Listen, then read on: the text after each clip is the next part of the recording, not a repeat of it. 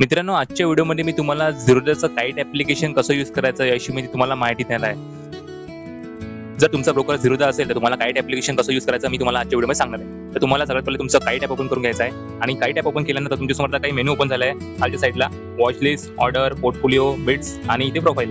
तुम्हाला watch list सेक्शनमध्ये इथे तुम्हाला पाहायला मिळतं की तुम्ही इथे शेअरची वॉच लिस्ट तयार करू शकता. इथे तुम्ही वेगवेगळ्या कंपनी शेअर जे आहेत इथे ॲड करू शकता. तसं तुम्हाला इथे वॉच लिस्ट तर तुम्हाला नाव चेंज करायचं तुम्ही ते वरच्या साईडला आयटी रेल्वे क्लिक करायचे आणि तुम्हाला म्हणजे वॉचलिस्टचं तुम्हाला ते नाव जे आहे ते एंटर करता येते. तुम्हाला जे नाव द्यायचं असेल ते तुम्हाला ते एंटर करता येते. जसं की तुम्हाला द्यायचं आहे की इथे माय स्टॉक म्हणून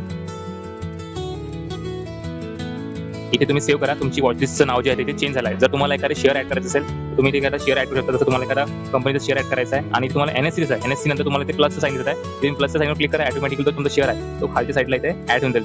नेहमी तुम्हाला NSEचं शेअर ॲड करायचं जेणेकरून तुम्हाला शेअर बाय किंवा सेल करताना प्रॉब्लेम येणार नाही. NSE शेअरमध्ये जास्त लिक्विडिटी असते, बायर सेलर जास्त असतं, त्यामुळे तुम्हाला नेहमी NSE शेअर ॲड करायचे आहे. त्यानंतर तुम्हाला इथे ऑर्डरमध्ये पाहायला भेटतात. तुम्ही इथे ओपन ऑर्डर म्हणजे ज्या तुम्ही शेअर बाय करण्याची ऑर्डर लावली आहे त्या ऑर्डर तुम्हाला इथे पेंडिंग दिसतात. नंतर तुम्हाला एक्झिक्यूट ऑर्डर तुम्ही ज्या ऑर्डर लावल्या आहे ते तुम्हाला एक्झिक्यूट झालं की नाही ते दिसतात.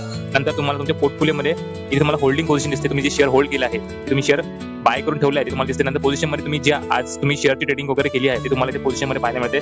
तसंच तुम्हाला बिट सेक्शनमध्ये इथे तुम्हाला IPO साठी अप्लाय करण्याची तुम्हाला ॲप्लिकेशन पाहायला भेटतात. तुम्ही ते वेगवेगळ्या IPOला अप्लाय करू शकता.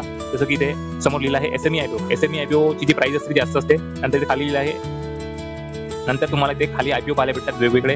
ज्या IPO समोर SME IPO लिहिलं राहत नाही ते IPO जे असतात ते मेन बोर्ड IPO असतात.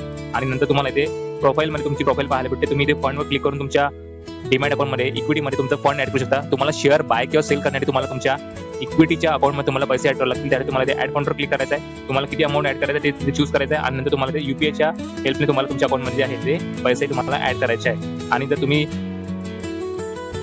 जर तुम्हाला पैसे तुमच्या डीमॅट अकाउंटमधून विड्रॉ करायचे असेल तर विड्रॉचं ऑप्शन आलं आहे. तुम्ही विड्रॉवर क्लिक करा आणि त्यानंतर तुमच्यासमोर तिथे ऑप्शन पाहायला भेटेल. ते जसं की तुम्हाला विड्रॉएबल अमाऊंट ती तुम्हाला पाहायला मिळेल. नंतर तुमच्यासमोर दोन ऑप्शन आले, रेग्युलर आणि इन्स्टंट. जर तुम्ही ते रेग्युलर चूज केलं तर तुमचे जे डीमॅट अकाउंटमध्ये पैसे जे बँकेमध्ये ट्रान्सफर होईल त्याला 24 घंटे लागतात. आणि तुम्ही इन्स्टंट क्लिक केलं तर तुमचे जे पैसे आहे 1 लाखापर्यंत तुम्ही तुमच्या अकाउंटमध्ये इन्स्टंट जे पैसे आहेत तुम्ही जे आहे विड्रॉल करू शकता.